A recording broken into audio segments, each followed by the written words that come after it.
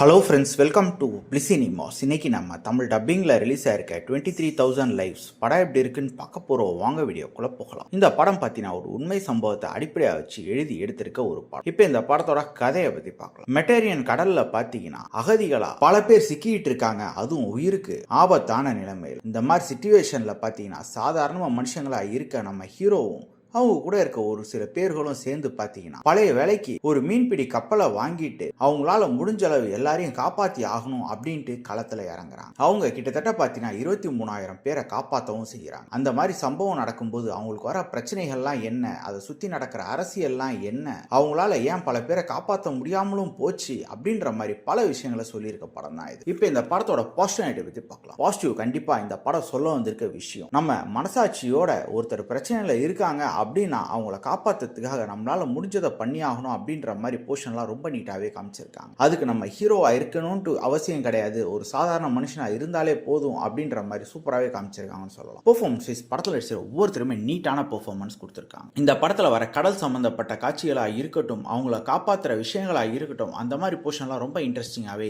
இருந்தாலும் அங்கே வர பிரச்சனைகள், ஒவ்வொருத்தருக்கும் வர ஹெல்த் இஷ்யூஸ், அதையும் தாண்டி அந்த நாட்டில் நடக்கிற அரசியல் பல விஷயங்களை ரொம்ப நீட்டாகவே பேசியிருக்காங்க. பல காட்சிகள் பார்த்தீங்கன்னா ரொம்ப எமோஷனலி கனெக்ட் ஆகிற அளவு இருக்குன்னே சொல்லலாம். அதே மாதிரி இது நடந்ததே ஒரு உண்மை சம்பவம் அப்படின்றதுனால அதை முடிஞ்ச அளவு நம்ம கனெக்ட் ஆகிற அளவு இந்த டீம் நமக்கு பிரசன்ட் பண்ணியிருக்காங்க. இருந்தாலுமே பார்த்தீங்கன்னா இந்த படம் கொஞ்சம் ஸ்லோ அண்ட் ஸ்டடியாக தான் போகும், அது ஒரு நெகட்டிவ்னு சொல்லலாம். அது மட்டும் இல்லாமல் பயங்கர சினிமேட்டிக்காலாம் இருக்காது, ரொம்பவே ரியலிஸ்டிக்கான ஒரு படமாக தான் இருக்கு. மொத்தத்தில் என்கிட்ட கேட்டீங்கன்னா கண்டிப்பாக இந்த படம் ஒரு நல்ல படம் தான், ட்ரை பண்ணி பாருங்க. இந்த படத்தை நம்மளோட ரேட்டிங் 10க்கு 7 மார்க் கொடுக்கலாம். இன்னொரு வீடியோவில் சந்திக்கலாம். தேங்க்யூ.